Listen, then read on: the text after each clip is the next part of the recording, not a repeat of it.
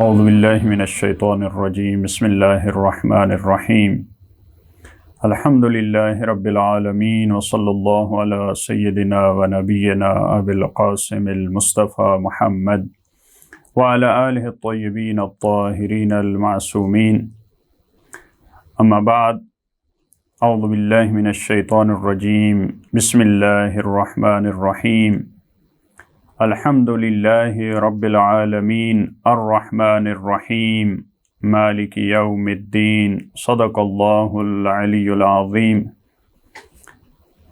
پروردگار عالم کا لاکھ لاکھ شکر ہے کہ اس نے ہمیں توفیق دی وہ کتاب جو تمام کتابوں کی سردار ہے، جس کتاب کا یہ دعویٰ ہے کہ اس میں کسی شک و شبہ کی گنجائش نہیں، اس کی تفسیر کے سلسلے کا آج آغاز کیا جائے۔ ہماری کوشش یہ ہوگی کہ ہر درس کو 10 سے 12 منٹ کی صورت میں آپ کی خدمت میں پیش کیا جائے، اور ہر مومن کی، ہر مومنہ کی یہ کوشش ہو کہ وہ کم از کم اپنے 24 گھنٹے میں سے یہ 10 یا 12 منٹ قرآن کریم کو دیں، کیونکہ قرآن کریم ہماری اصلاح کے لیے، ہمارے معاشرے کی اصلاح کے لیے، ہمارے ظاہر کی اصلاح کے لیے، ہمارے باطن کی اصلاح کے لیے یہ وہ نسخہ ہدایت ہے جو پروردگار عالم نے بشریت کی ہدایت کے لیے بھیجا ہے، فقط مسلمانوں کے لیے نہیں، فقط مومنین کے لیے نہیں، بلکہ قرآن کریم انسانیت کی ہدایت کے لیے ہے۔ لہذا ہر ایک کو اس کے معارف سے آگاہ ہونا چاہیے۔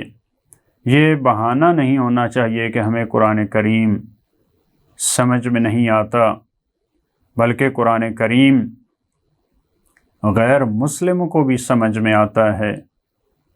جب جعفر بن ابی طالب ہجرت حبشہ کے موقع پہ نجاشی کے دربار میں گئے تو وہاں انہوں نے حضرت مریم کے بارے میں، حضرت عیسیٰ کے بارے میں قرآن کریم کی آیات کی تلاوت کی، تو آپ سب پڑھتے ہیں کہ نجاشی اور اس کے درباری رونے لگے۔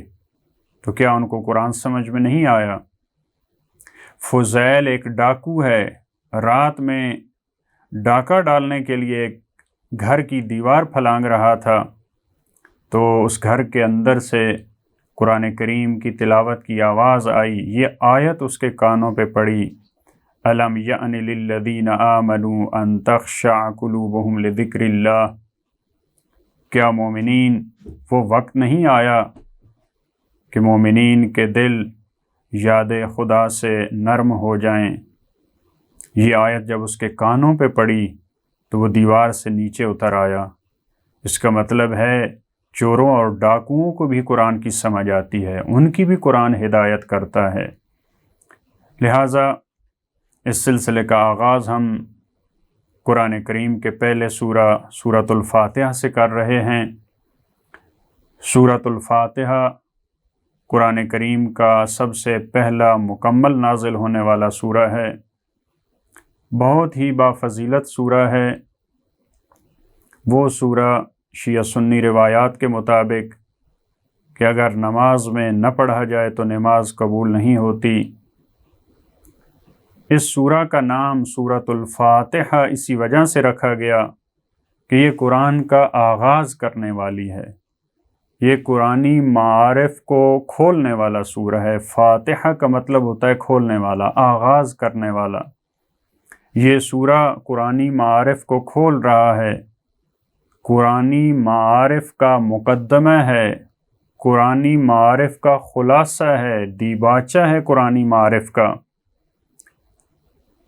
بعض مفسرین کا کہنا ہے کہ تمام، البتہ ان کا یہ کہنا روایات سے ماخوذ ہے کہ پورے قرآن کا خلاصہ وہ سورۃ الفاتحہ میں موجود ہے۔ لہٰذا اتنا اہم سورہ، اس کی تفسیر کا آغاز ہم کر رہے ہیں۔ سب سے پہلی آیت جو سورۃ الفاتحہ میں پہلی آیت کے طور پہ درج ہے۔ باقی سوروں میں اس کو نمبر نہیں دیا جاتا، لیکن سورۃ الفاتحہ کی 7 آیات بنتی ہی تب ہیں جب بسم اللہ الرحمن الرحیم کو پہلی آیت کاؤنٹ کیا جائے۔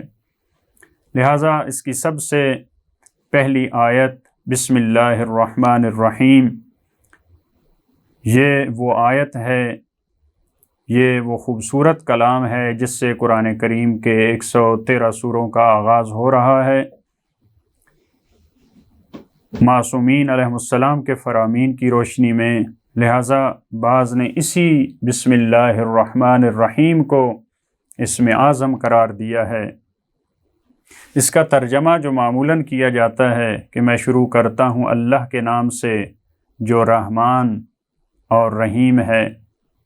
دیکھیں، بسم اللہ الرحمن الرحیم، میں شروع کرتا ہوں، میں آغاز کرتا ہوں، میں ابتدا کرتا ہوں اللہ کے نام سے۔ اللہ کا جو ہم ترجمہ اللہ کرتے ہیں یہ ترجمہ نہیں ہے، یہ وہی عربی کا لفظ اللہ ہے۔ جو اس کا ترجمہ خدا کیا جاتا ہے یا خداوند عالم کیا جاتا ہے، وہ بھی لفظ اللہ کا ترجمہ نہیں ہے۔ اللہ کا مطلب ہوتا ہے معبود، اللہ کا مطلب ہوتا ہے معشوق، وہ ذات جس سے مخلوق عشق کرے۔ اللہ کا مطلب ہوتا ہے وہ ذات کہ انسانی عقلیں جس کے بارے میں سوچ کر دنگ رہ جائیں، اس کی حقیقت کو درک نہ کر سکیں، اس کے اوصاف کو درک نہ کر سکیں۔ لفظ اللہ کا مطلب ہوتا ہے وہ ذات کہ مخلوق جس کی پناہ میں چلے جائیں۔ جیسے ایک بچہ جب روتا ہے، جب اس کو کوئی مشکل پیش آتی ہے تو وہ اپنی ماں کی پناہ میں جاتا ہے، ماں کی گود میں چلا جاتا ہے۔ اللہ بھی اس ذات کو کہتے ہیں کہ پوری مخلوقات مشکلات میں، سختیوں میں جس کی پناہ میں چلے جاتے ہیں۔ میں اس ذات کے نام سے آغاز کرتا ہوں کہ جو معبود ہے، جو معشوق ہے، جو مخلوقات کے لیے ملجا و مأوا ہے، جو مخلوقات کے لیے مصیبتوں اور مشکلات میں سہارا اور آسرا ہے، جو رحمان ہے۔ رحمان کا مطلب ہوتا ہے جو وسیع رحمت کا مالک ہے، جس کی رحمت انسان کو بھی شامل حال ہے، جس کی رحمت اس سے حیوان بھی فائدہ اٹھا رہا ہے، وہ رحمت جس سے نباتات اور جمادات بھی فائدہ اٹھا رہے ہیں۔ وہ رحمان اتنی وسعتوں والا، الرحیم، یہ خاص رحمت ہے پروردگار کی، رحمت خاصہ اس کو بیان کیا جاتا ہے جو مومنین کے شامل حال ہے۔ بس میں شروع کرتا ہوں اللہ کے نام سے جو معبود ہے، جو معشوق ہے، جو مخلوقات کا ملجا و مأوا ہے، جو ان کا آسرا ہے، اس کے نام سے آغاز کرتا ہوں جو وسیع رحمت والا ہے اور جس کا فضل و انعام تسلسل کے ساتھ مومنین کے شامل حال ہے۔ الحمدللہ رب العالمین۔ سب سے پہلی بسم اللہ کے بعد جو آیت جس سے قرآن کا آغاز ہو رہا ہے وہ الحمدللہ رب العالمین، ساری کی ساری حمد، تمام تعریفیں وہ اللہ کے لیے ہیں۔ کیوں اللہ کے لیے ہیں؟ کیونکہ وہ رب العالمین ہے۔ الحمد، حمد کے معنی جو بیان کیے جاتے ہیں جب کسی کی تعریف کی جائے اختیاری افعال پر، اس کو حمد کہا جاتا ہے۔ یہ حمد، یہ تعریف اس اللہ کے لیے ہے جو عالمین کا رب ہے۔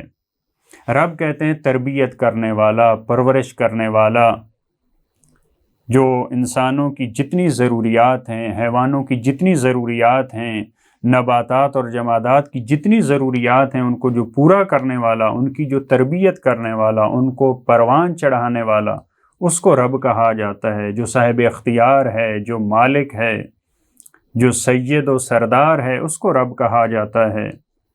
اور پروردگار عالم عالمین کا رب ہے۔ لہٰذا یہ ان افراد کہ عقیدے کی نفی ہو رہی ہے، جو مختلف ارباب کے، مختلف ربوں کے قائل تھے، ان کے عقیدے کی نفی ہو رہی ہے کہ تمام جہانوں کا، چاہے وہ یہ دنیا ہو، چاہے عالم برزخ ہو، چاہے وہ عالم آخرت ہو، چاہے انسانوں کی دنیا ہو، چاہے حیوانوں کی دنیا ہو، جتنے عوالم ہیں تمام کی تربیت کرنے والا وہی ہے۔ حضرت یوسف علیہ السلام نے اسی بات کی طرف متوجہ کیا تھا، اپنے قید کے ساتھیوں کو فرمایا تھا اَأَرْبَابٌ مُتَفَرِّقُونَ خَيْرٌ أَمِ اللَّهُ الْوَاحِدُ الْقَهَّارُ، فرمایا تھا کہ یہ متفرق ارباب جتنے زیادہ تم نے رب بنائے ہیں، یہ بہتر ہیں یا ایک اللہ؟ لہٰذا یہ رب کا لفظ ہمیں بتا رہا ہے کہ کائنات کی اور اس جہان کی تربیت کرنے والا، پرورش کرنے والا ایک ہی ذات ہے، اسی کی ہمیں حمد بجا لانی چاہیے۔ دعا ہے پروردگار عالم سے کہ خدا جس طرح سزاوار ہے اسی طرح ہمیں توفیق دے کہ ہم اس کی حمد بجا لا سکیں۔ اللہم صلی علی محمد و آل محمد۔